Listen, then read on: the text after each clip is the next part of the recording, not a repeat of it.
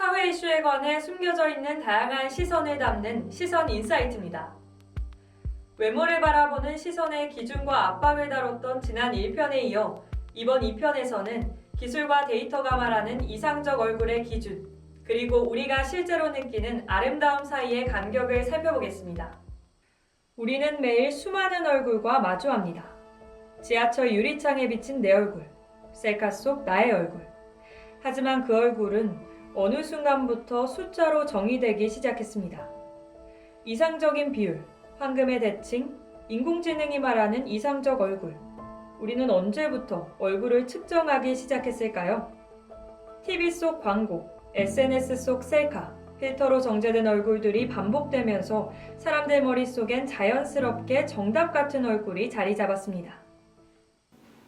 얼굴이 작아 보이고 쌍꺼풀이 있거나 눈이 크고 코가 높고, 그리고 요즘에는 중안부가 짧은 걸 되게 선호하는 것 같더라고요. 제가 보정을 하고 나서는 사진은 이쁜데 거울을 보면 또 그 모습이 없으니까 오히려 더 민감해지는 것 같기도 하고, 하나하나 조목조목 찾아보다 보니까 여기도 조금 그렇고 여기도 살짝 고쳐보고 싶고 하는 감각이 좀 더 생기는 것 같습니다. 저는 일단 한국 사회가 남의 외모에 되게 참견도 많이 하고 불필요한 관심을 많이 준다고 생각을 해요. 그러니까 자기의 생김, 외국 같은 사례를 보면은 크게 남의 생김새에 대해서 너 왜 이렇게 살이 빠졌냐, 아니 얼굴을 입술색을 다른 걸 발라라, 이런 식으로의 큰 참견을 하지 않는다고 들었거든요. 그래서 그런 거를 들으면서 한국 사회가 확실히 좀 남의 얼굴에 대해 무례하구나, 그런 걸 받아들이다 보면 자기도 모르게 나 오늘 별론가? 나 어떻게 바꿔야 하나? 라는 생각을 가지게 되겠다라는 생각을 했었어요.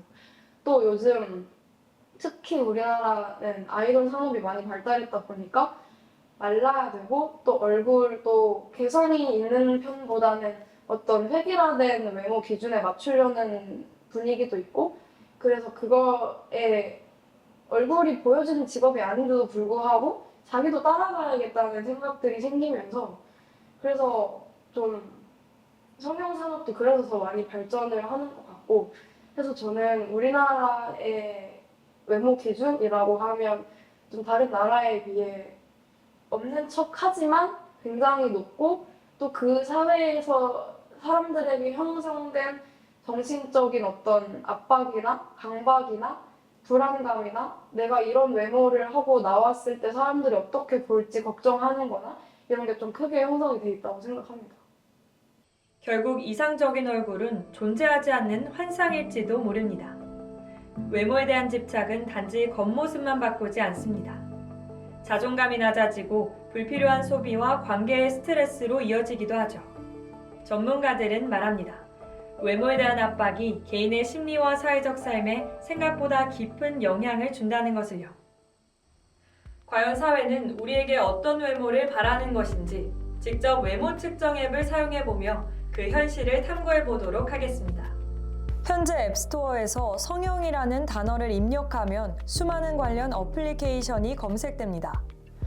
이 중에서도 가상 성형 견적을 제시해주는 한 어플리케이션을 통해 직접 얼굴 성형을 시도해보도록 하겠습니다. 앱을 실행하고 사진을 찍으면 얼굴의 각 부위가 자동으로 인식됩니다. 중안부 길이, 미간 간격, 턱선 각도 등 세부 수치가 측정되며 결과는 그래프로 시각화되어 이상적인 얼굴 비율과의 차이를 비교해서 보여줍니다. 이런 피드백과 함께 추천 시술 리스트까지 자동으로 제공됩니다. 몇 번의 터치만으로 나의 외모는 개선이 필요한 항목으로 분류됩니다. 앱은 말하죠. 지금 당신의 얼굴은 사회가 말하는 미의 기준에 도달하지 못했다고. 기술이 본 얼굴과 우리가 느끼는 아름다움 사이의 거리, 그 간극은 생각보다 클지도 모릅니다. 성형 어플을 사용해 본 적이 없는데 얼굴 보정하는 데는 어플을 한 두세 개 정도 써본 것 같습니다. 피부 미백도 있고 주로 눈 크기를 키우거나 아니면 콧볼 줄이기? 성형으로는 고치지 못하는 데를 많이 고치는 것 같아요.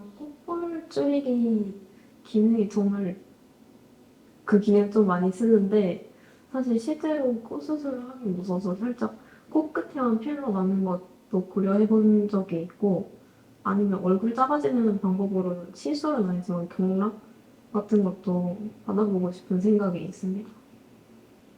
제가 직접 성형이나 시술을 하지 않고도 얼굴을 이렇게 바꿔볼 수 있는 거니까 아 진짜 이렇게 생기면 좋겠다 하는 생각이 조금 더 강해진 것 같습니다. 외모를 평가받는 순간 사람들은 다양한 감정을 겪습니다. 내 얼굴은 평균 이하인가? 이래서 취업이나 연애가 어려운 걸까? 이러한 불안은 곧 자존감 저하와 소비 심리로 이어지며 성형 광고, 외모 중심 콘텐츠에 더욱 쉽게 노출되게 만듭니다. 저는 유튜브에서 메이크업 영상 보는 것도 즐기고 그리고 요즘에는 인플루언서들이 인스타그램이나 유튜브 같은 SNS에 시술이나 성형 후기를 많이 올려서 자연스럽게 많이 접하게 되는 것 같습니다. 전문가들은 말합니다. 외모 강박은 단순히 개인의 문제로 치부될 수 없다고. 사회가 만들어낸 기준이 개인을 위축시키고 경제적 선택까지 왜곡시킨다고 지적합니다.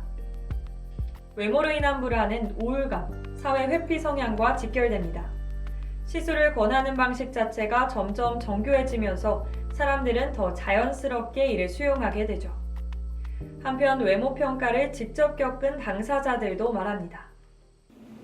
딱히 엄청난 계기랄 건 아니지만 그냥 어릴 때부터 주변 사람들이나 어른들이 연예인을 보고 예쁘다 안 예쁘다 평가를 하는 것에 많이 접해서 당연히 중요하다고 느꼈고 그리고 제일 기억에 남는 건 제가 초등학생 때인가 그랬는데 저희 사촌 언니가 성형수술을 했는데 성형수술하고 이뻐지니까 무슨 대우가 달라진다 이런 이야기를 직접 듣고 아 실제로 그렇기도 하구나 하고 느낀 것 같습니다.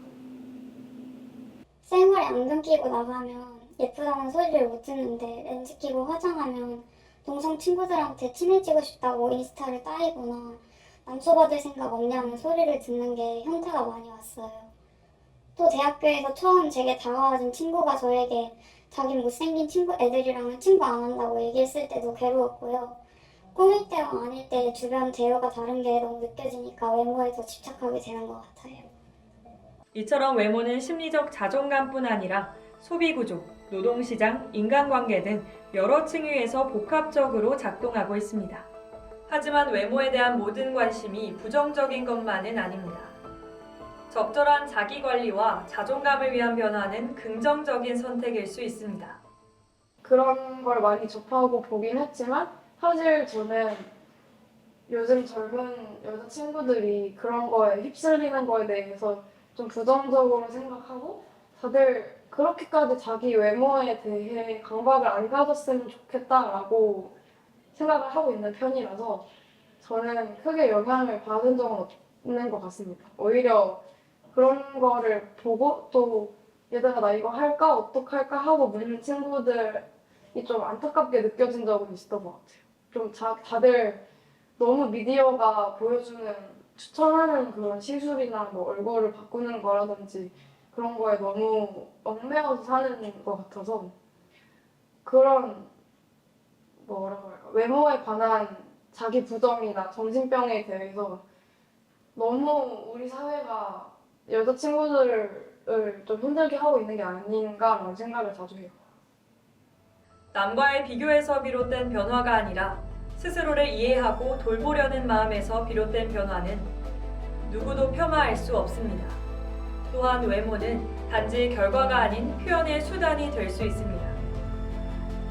타인의 시선보다 자신의 주체성을 반영한 외모 표현이야말로 진정한 아름다움의 출발점이 아닐까요? 우리는 이제 하나의 기준이 아닌 수많은 목소리를 담은 얼굴들을 볼 수 있어야 합니다. 지금 우리에게 필요한 건 숫자가 아니라 시선입니다. 우리를 측정하는 잣대가 아닌 우리를 이해하려는 시선 말입니다. 우리는 지금 외모라는 이름의 숫자에 너무 많은 의미를 부여하고 있을지도 모릅니다. 하지만 그 어떤 비율도 당신을 정의할 수는 없습니다. 세상의 시선보다 중요한 건 자신 스스로를 어떻게 바라보느냐입니다.